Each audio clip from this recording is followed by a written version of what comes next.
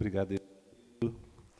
Queremos cumprimentar a todos os nossos irmãos, amigos nessa noite, com boa noite na paz de nosso Jesus Cristo, nosso Salvador amado.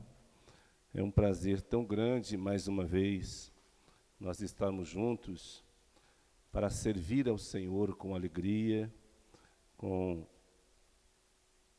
o nosso louvor, com a nossa gratidão, agradecendo ao Senhor pelo privilégio que Ele nos dá e nos concede vida para junto nós poder louvar e bendizer o nome do Senhor. Amém?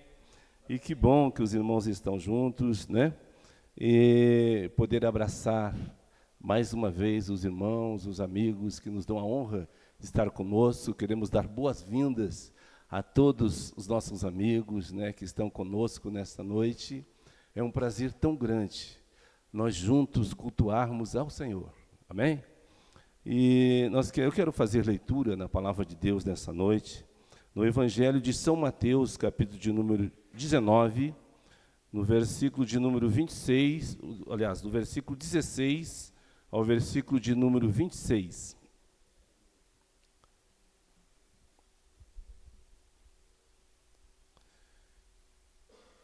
Assim diz a palavra de Deus: eis que alguém se aproximou de Jesus e lhe perguntou: Mestre, que farei de bom para ter a vida eterna? Respondeu-lhe Jesus: por que você me pergunta sobre o que é bom? Há somente um que é bom. Se você quer entrar na vida, obedeça os mandamentos. E ele pergunta: quais? Perguntou ele. Jesus respondeu: não matarás, não adulterarás, não furtarás, não darás falso testemunho. Honra teu pai e tua mãe, amarás o teu próximo como a ti mesmo. Disse-lhe o jovem: tudo isso tenho obedecido, o que me falta ainda? Jesus respondeu: se você quer ser perfeito, vá, venda os seus bens e dê o dinheiro aos pobres, e você terá um tesouro nos céus. Depois venha e siga-me. Ouvindo isso, o jovem afastou-se triste, porque tinha muitas riquezas. Então Jesus disse aos discípulos: digo-lhes a verdade, dificilmente um rico entrará no reino dos céus. E lhes digo ainda, é mais fácil passar um camelo pelo fundo de uma agulha do que um rico entrar no reino de Deus. Ao ouvirem isto, os discípulos ficaram perplexos e perguntaram: nesse caso, quem pode ser salvo? Jesus olhou para eles e respondeu: para o homem é impossível, mas para Deus todas as coisas são possíveis. Amém? Irmãos, sempre quando nós fizemos alguns planos que brotam no nosso coração, planos para realizarmos algumas coisas, logo nasce uma ansiedade, ainda alguma coisa que nos dê lucro, ou que nós vamos obter lucro, um plano, um projeto, ou até mesmo um sonho para ser realizado. E ora, nós chegamos diante de um amigo que nós tanto amamos, respeitamos, ou alguém que nós entendemos que seja mais sábio, ou que tenha mais conhecimento do que nós. E chegamos e dizemos: olha, eu estou determinado a fazer isso para cumprir tal plano. Eu estou determinado para alcançar um objetivo na minha vida. E logo, este amigo, ou esta pessoa, que tem mais conhecimento do que nós, ele chega e diz assim: não, eu quero te oferecer um conselho diferente. Logo, nós ficamos um tanto frustrados, não é mesmo? Porque o plano que muitas vezes nós assentamos no coração, nós entendemos que seja o melhor. Mas, muitas vezes, uma grande maioria, o nosso projeto de vida, o nosso plano, os nossos sonhos, eles poderão ser frustrados. Logo, que quando nós começamos a pensar que existe alguém que tenha mais conhecimento, alguém que sabe um pouco mais do que nós, alguém que tem mais discernimento do que nós e que traz para nós uma resposta certa para que nós tomamos a direção certa. Amém? Olha só, quando me assentou no meu coração em falar sobre a grandiosidade do Evangelho de Cristo, é algo que não tem como nós explicarmos a grandiosidade do Evangelho de Cristo. Nós poderíamos passar algumas horas falando sobre a grandiosidade do Evangelho de Cristo. A maneira que ele trabalha, o que ele faz, o que realiza, em todas as circunstâncias, seja na vida humana, seja na natureza, enfim, todas as coisas estão sujeitas ao Evangelho de Cristo. Isso é inegável. Todas as coisas caminham debaixo do poder da grandiosidade do Evangelho de Cristo. E hoje, eu quero falar um pouco sobre a centralidade do Evangelho, a impossibilidade do homem, a impossibilidade humana e a possibilidade divina. Quando nós falamos na impossibilidade humana e a possibilidade divina, encontramos tantos contrastes. Primeiro, que a possibilidade humana, ou a impossibilidade humana de compreensão, o poder do Evangelho, ela é muito escassa. Primeiro, porque o salmista vai dizer que o ser humano, ele foi gerado em pecado, e já foi concebido. Então nós viemos de uma herança catastrófica, uma herança difícil de entender, uma herança difícil de mudar. Mesmo que os nossos planos, nossos projetos sejam bons, mas ainda estão dentro de uma herança difícil de lidar. Mas quando nós começamos a entender a possibilidade do poder de Deus, e isso, nós só falamos essa palavra possibilidade porque nós somos humanos. Para Deus não existe possibilidade, não existe a palavra possibilidade. Possibilidade é algo que nós arrancamos de nós, dentro da nossa força, para buscarmos algo que possa ser possível. Deus não precisa buscar poder. Ele é todo poderoso, é detentor de todas as coisas. Ele é Senhor de todas as coisas. Bendito seja o nome do Senhor. Então, logo, nós passamos a entender quando nós estamos debaixo da grandiosidade do Evangelho de Cristo. Amém? É por isso que Paulo escreve dizendo que o que é loucura para o mundo é sabedoria que Deus usa dentro da sua igreja na terra. A sabedoria de Deus que é colocado na igreja de Deus na terra é loucura para o mundo. Amém? E olhando especificamente para este capítulo que eu tenho lido, parte do capítulo 19, nós vamos ver que em todo o extremo do capítulo 19 de Mateus, as referências vão nos levar, vai falar sobre a vida eterna, sobre o reino de Deus, sobre o reino dos céus. Porque o reino dos céus, irmãos, quando Jesus olha para os discípulos e diz assim, o reino dos céus está entre vocês. E no reino dos céus, amém, ele é ornamentado pelo reino poderoso de Deus, ou pela glória poderosa de Deus.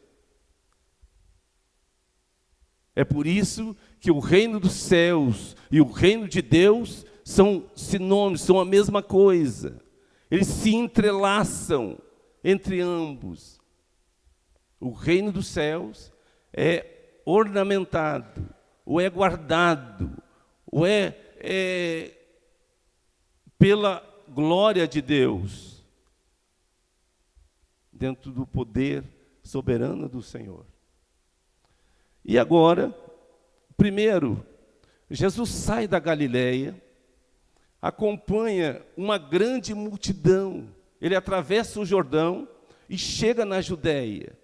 Lá, ele é argumentado, começa a ser argumentado pelos fariseus, que era um judeu, que era um partido político da época. E eles começam a perguntar para ele a razão do divórcio, o porquê do divórcio. Ele vai responder categoricamente, usando até mesmo a lei de Moisés. No segundo passo, vem um grupo de crianças e vem louvando o Senhor, vem louvando a Deus por poder ver Jesus.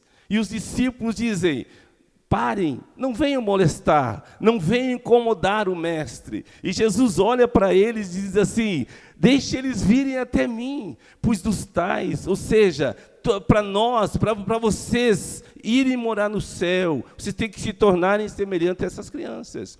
E por fim, esse texto que eu tenho lido, o encontro do jovem rico. Algumas Bíblias vai estar escrito o mancebo de qualidade, o jovem de qualidade, o homem rico, mas porém aqui é o jovem rico, aquele que foi conversar com Jesus. Olha, o primeiro versículo vai dizer assim: eis que alguém se aproximou de Jesus e lhe perguntou: mestre, que farei de bom para ter a vida eterna? Uma pergunta. Será que nos dias de hoje ainda existe alguém que faça essa pergunta?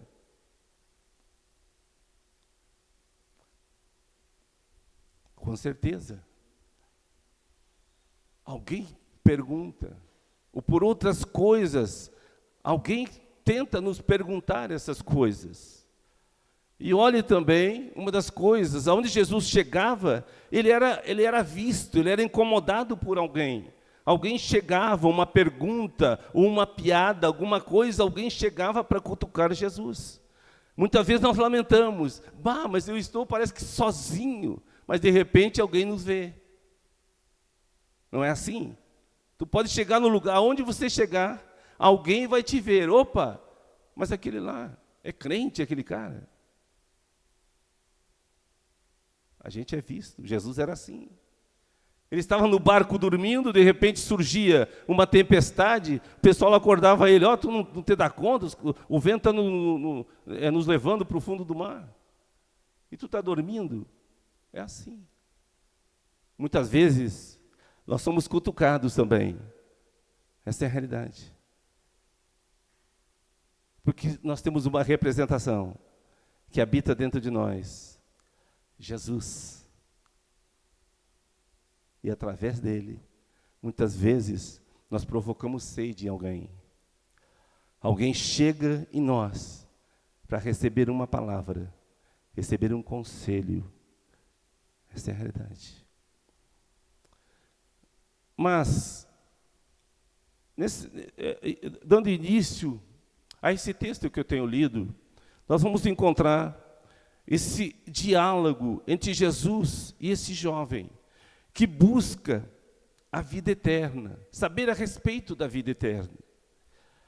E essa interação é carregada de lições profundas sobre o Evangelho, sobre as expectativas humanas e a realidade da salvação. E analisamos esse texto, vamos ver a verdadeira mensagem do Evangelho de Cristo. Não está nas nossas próprias obras ou méritos, mas na obra redentora de Deus em Cristo. Que primeiro, ele chega e formula uma pergunta, ele faz uma pergunta para Jesus: bom mestre. E Jesus disse: não é bom. O bom é só Deus.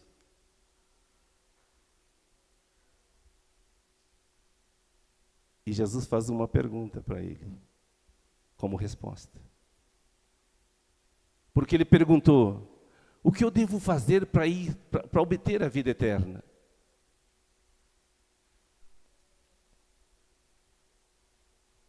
Talvez ele pensasse: é pelos meus méritos,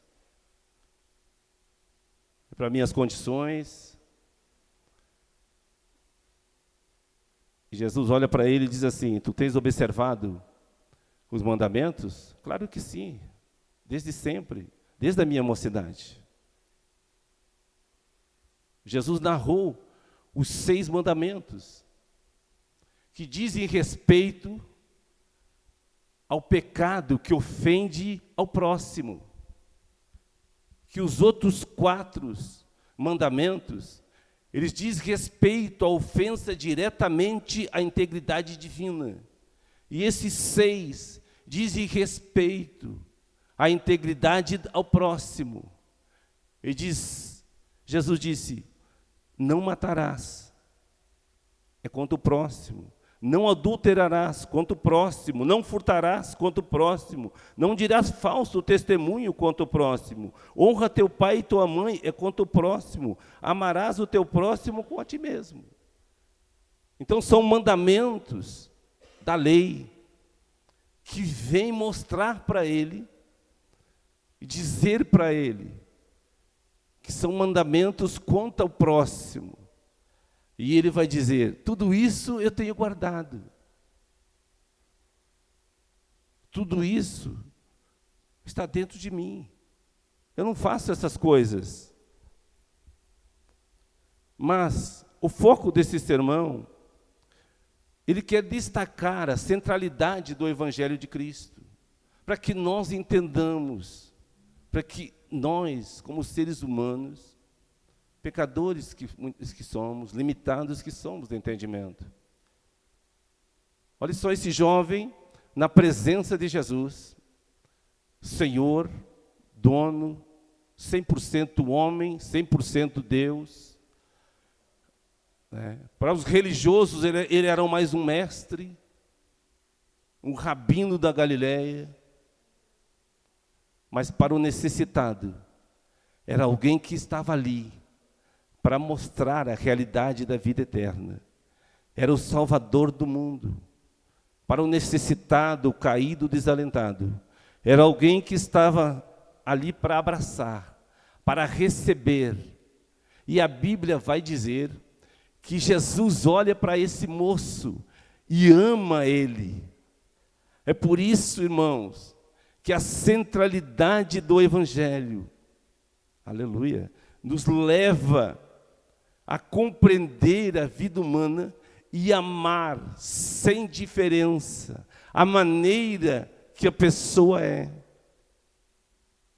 Essa é a centralidade do Evangelho. Não tem como nós explicarmos, porque todos partem do Evangelho e todos voltam. E um dia, meus queridos irmãos, nós vamos estar juntos, morando na eternidade, desfrutando da vida eterna em Jesus, por causa do Evangelho. O Evangelho é uma pessoa que vive, que se manifesta, que fala, que vê, que ouve. O Evangelho que ensina.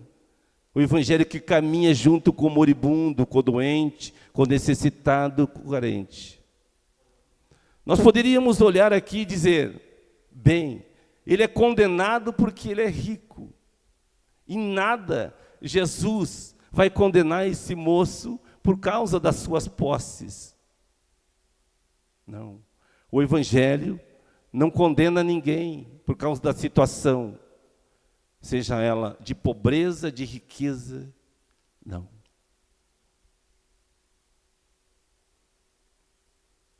Porque a Bíblia diz que Deus faz com que nasça o sol para justos e injustos.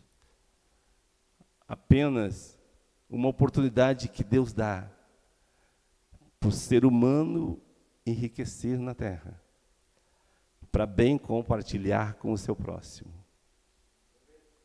É o que nós vamos encontrar aqui. E a primeira parte da nossa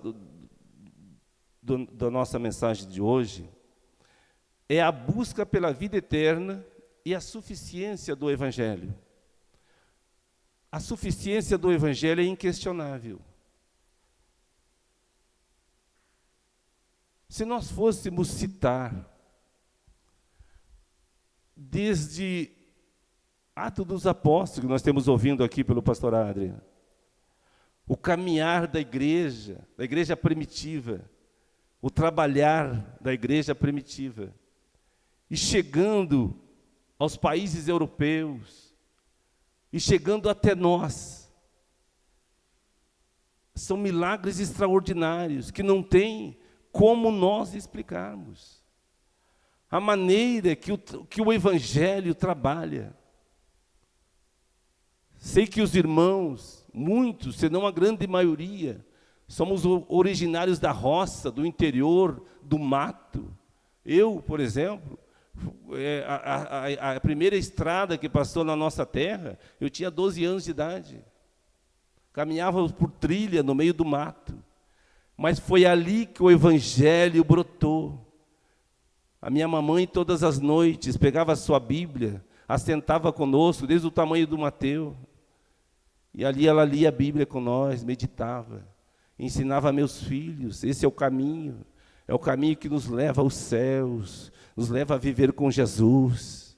Esse é o caminho dos nossos antigos, dos nossos antepassados, nos deixaram essa herança. Essa é a herança gloriosa do Evangelho, que ao longo dos tempos alcançou países, alcançou vidas, nações, enfim, continentes, e chegou até nós, e vai batendo no coração. A cada dia, cada pessoa é alcançada, cada família é restaurada pelo poder da centralidade do Evangelho. Isso é inegável. Muitas vezes Deus usa nós, que somos pessoas insignificantes, para transmitir o seu Evangelho, a mensagem cristocêntrica, aquela que arranca o mais vil pecador e faz dele um servo, uma serva de Deus, e leva ele para a eternidade, morar para todo sempre com Ele. Esse é o Evangelho, a centralidade do Evangelho.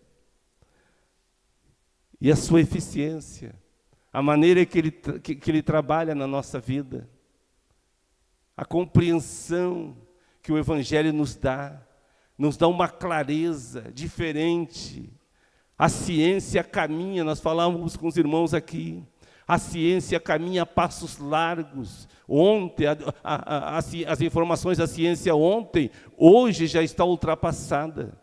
A evolução avança cada dia mais. Mas deixa eu lhe dizer uma coisa, o poder do Evangelho está sempre lá na frente, esperando eles na esquina. O Evangelho está milhões e milhões de anos-luz na frente, seja de qualquer segmento da ciência. Desculpe a vocês que é cientista, mas se você se tornou cientista, é porque Deus, pela sua bondade, segurou nas mãos e abriu a porta para que você estudasse. Nem a própria ciência, que avança velozmente, não alcança o poder que está centralizado no Evangelho. Amém? E o jovem rico, ele busca pela vida eterna e pergunta: Mestre, que bem farei para alcançar a vida eterna? Sua pergunta revela uma mentalidade comum. Ele acredita que a salvação pode ser alcançada por meio de boas obras, de boas ações, como o mérito que pode ser acumulado. Essa mentalidade é natural ao ser humano, que busca algo que ele possa fazer para conquistar a salvação. Mas Jesus, em sua resposta, revela algo profundamente radical. A salvação não é alcançada por algo que fazemos, mas é recebida como um presente. E esse presente vem pela fé no Evangelho. Amém? E quando ele menciona os 10 mandamentos, Jesus os apresenta como forma, não os apresenta como forma de salvação. A lei, ela apontava para alguém que estava vindo, para alguém que havia de vir. Isso que a lei fez. Ela foi um aio, foi alguém que conduziu o vil pecador para apresentar ao homem que é detentor de toda a graça. E usando a sua graça, ele nos favoreceu com um favor que nós não merecíamos, um favor imerecido, buscar alguém que nem tinha entendimento para olhar para ele. Ele nos buscou. É grande esse Evangelho? O seu poder é incalculável. O poder do Evangelho não tem logística, não tem dinâmica que consiga dinamizar o poder do Evangelho.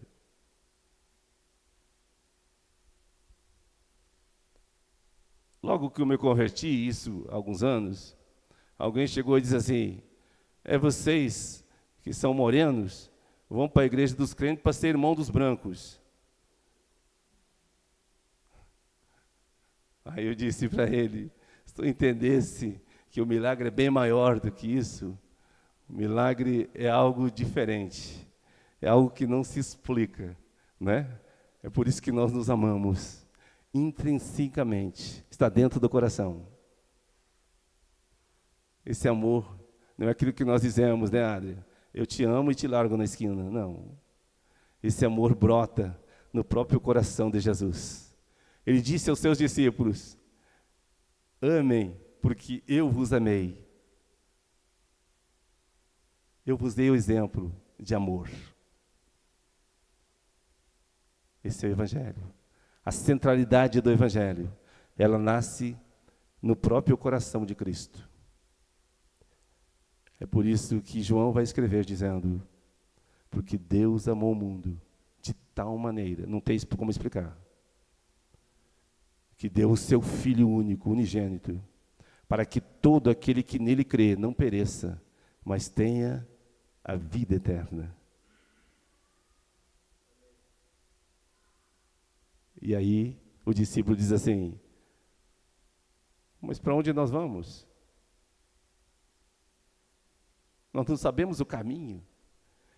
E Jesus diz assim: eu sou o caminho, eu sou a verdade e eu sou a vida.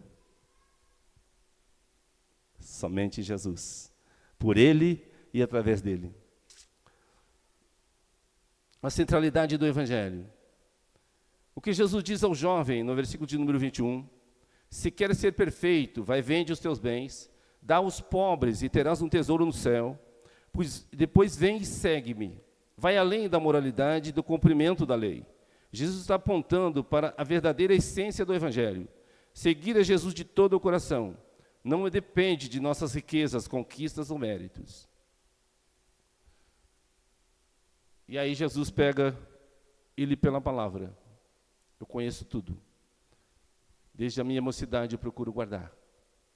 Ele diz: agora tu pega o que tu tens, a tua riqueza, vende tudo e reparte com os pobres. E depois tu vem e segue-me.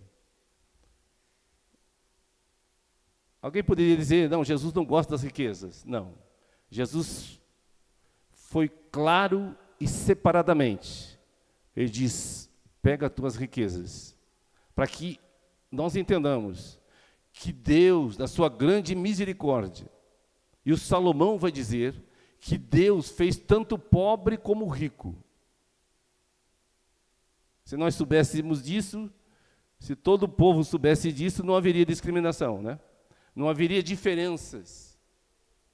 Porque o Salomão disse que ambos foi Deus que fez, o pobre e o rico. Essa que é a grande realidade da vida. E muitas vezes nós nos esquecemos. Talvez somos ricos de tanta coisa, e ainda chegamos no portão, na porta, e lamentamos: bah, hoje o dia não vai ser bom. Hoje eu estou com tantos problemas, estou nessa situação, não vou conseguir resolver. Quando nós paramos e começamos a entender que tudo está nas mãos do Senhor,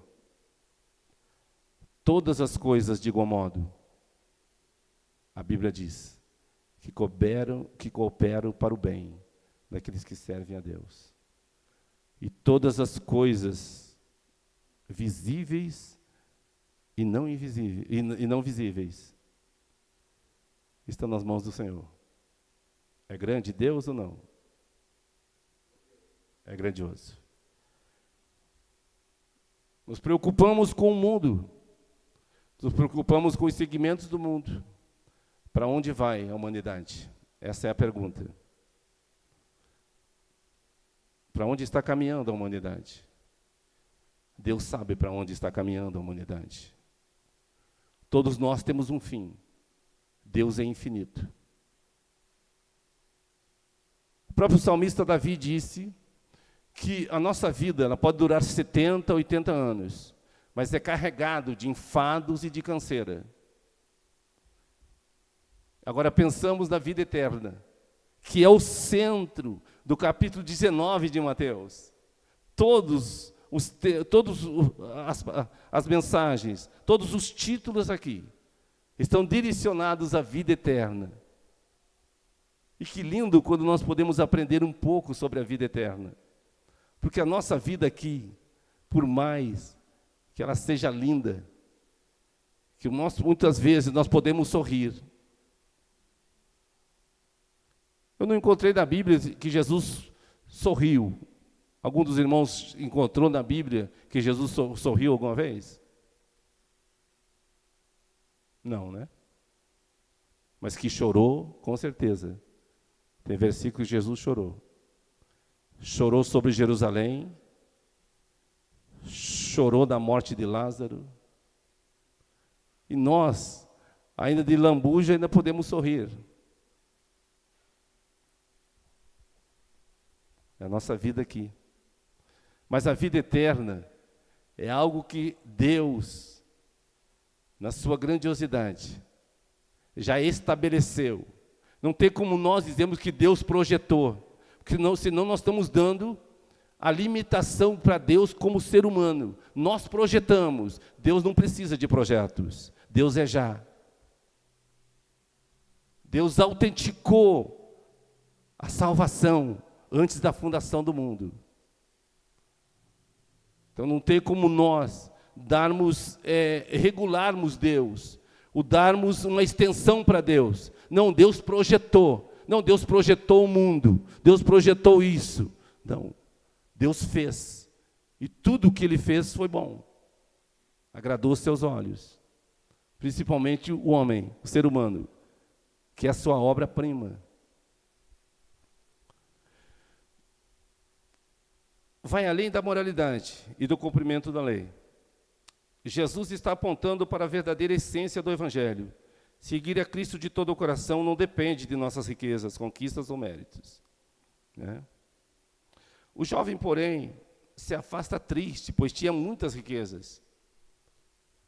O rapaz era rico, tinha muitas posses, muitas riquezas. E a dificuldade para ele, agora nós começamos a entender, é que ele se apegou, se tornou a sua riqueza como um Deus para ele. Aí, ele já feriu o segundo mandamento. Não terá outros deuses além de mim. Fez da riqueza um Deus. E a Bíblia diz que ele saiu, se voltou, virou as costas e saiu triste, porque ele possuía muitas riquezas.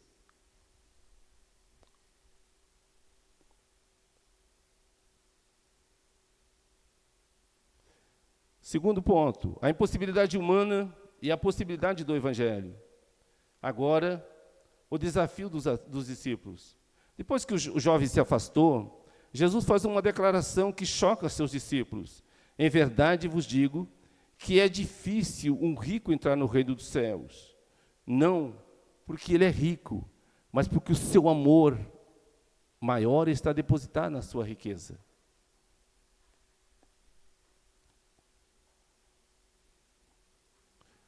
E ele usa a imagem de um camelo passando pelo fundo de uma agulha.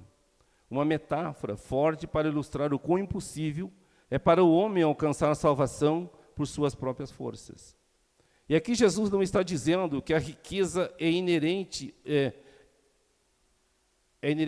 má, mas que está frequentemente de forma que se torna um obstáculo espiritual, pois pode gerar autossuficiência e desviar o coração do reino de Deus.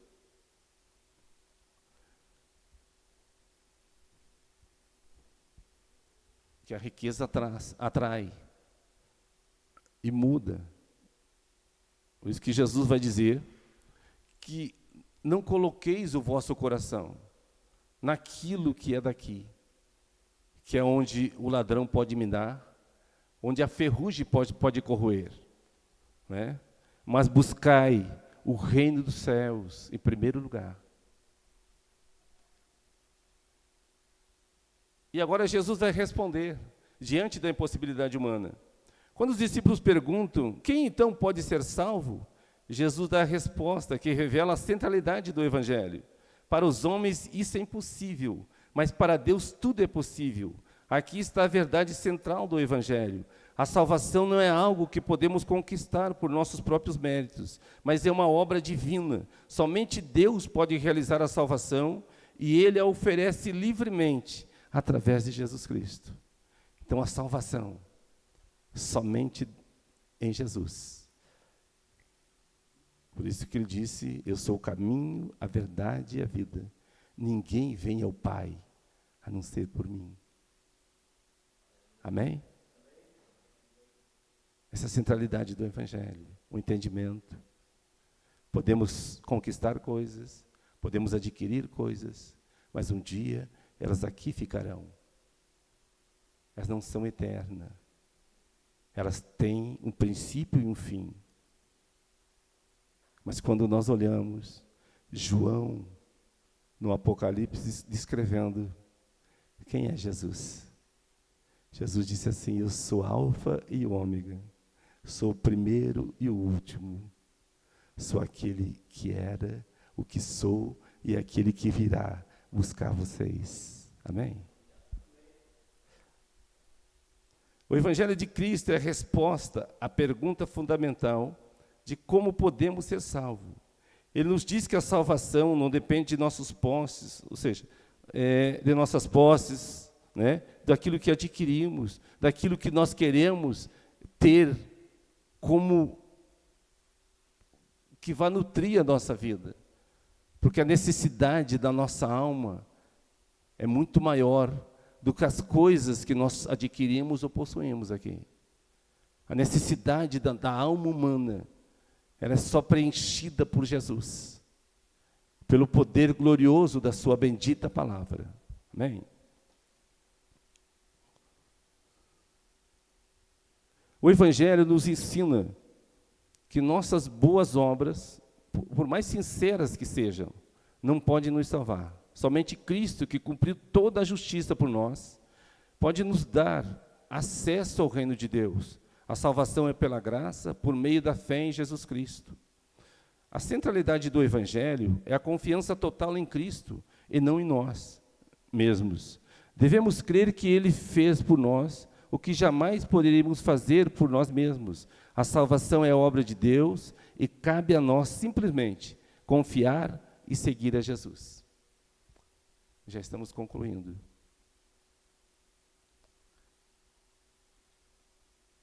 É por isso que Jesus diz, vai, vende, reparte com os pobres, e depois vem e siga-me.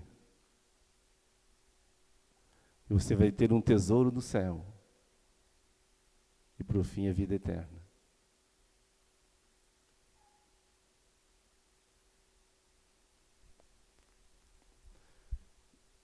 E olhando para a vida eterna, que hoje também, nós ouvimos tantas informações, não é? Parece que tem alguns que são tão privilegiados que o céu está aberto para receber eles. E tem outros que parece que são tão desalentados que o inferno está pronto para recebê-los. Não ouvimos todos os dias isso? Né? Não, eu vou para o céu. E determina, não, o céu já tem um lugarzinho preparado para mim. Alguém já tem até o galardão ganho, o prêmio para receber no céu. Irmãos, eu pela bondade e o sacrifício de Jesus, pela sua graça, se eu receber aquela voz bendita de Jesus dizendo, vinde benditos de meu Pai. Só isso. Eu já sou mais do que feliz. Se enquanto nós estarmos aqui, nós não podemos dizer para a vida, como Jesus disse, tu não pode acrescentar um fio de cabelo branco na sua cabeça, estando aqui. Imagine na vida eterna. A Bíblia diz que lá é um lugar de gozo, de alegria, de contentamento, na pessoa bendita do Espírito Santo. E é para lá que, em Jesus, que eu estou caminhando. É para lá que nós estamos caminhando, para ir viver para toda a eternidade. A vida, enquanto estamos aqui, pela nossa impossibilidade, pela nossa incompreensão, pelas nossas falhas, ela é limitada, ela é sofrida, ela é doída, mas, no entanto, sejamos fiéis para irmos morar para toda a eternidade com o Senhor. Concluímos. Mateus, o qual nós temos lido, Jesus nos ensina que a salvação é impossível para o homem, mas tudo é possível para Deus. O Evangelho de Cristo nos chama a renunciar a tudo que nos impede de segui-lo e a confiar unicamente em sua obra redentora. Não importa o quanto possamos acumular ou fazer, a vida eterna é um presente de Deus, oferecido exclusivamente pela graça através de Cristo. Que possamos viver em total dependência de Cristo, sabendo que Ele é o único caminho para a vida eterna e que o Evangelho é a chave para a nossa salvação, não por nossas obras, mas por sua graça maravilhosa. Amém? Vamos orar. Pai, eu te adoro, Jesus. Eu te louvo pela alegria da tua bendita presença. Por o Senhor ter nos falado, assim como o Senhor ensinou o jovem rico. O Senhor nos ensina, Senhor. É evidente, Jesus querido, que todos nós aqui, por mais que possuímos tantas coisas que o Senhor nos dá graça de possuirmos, mas mais do que isso, Jesus, a maior riqueza é a certeza da sua presença em nossa vida e a sua escolha para nos levar, para morar com o Senhor para toda a eternidade. Estamos juntos continuamente aqui para clamar ao Senhor que nos perdoe, que nos acolha, que nos guarde, que nos dirija, que nos oriente, que nos sustente, que nos alimente com a sua bendita e soberana palavra, e que a centralidade poderosa que não tem explicação do seu Evangelho, esteja continuamente dentro do nosso coração, da nossa vida, e assim estejamos continuamente aos cuidados do Senhor. É assim que nós oramos e confiamos no nome de Jesus. Amém.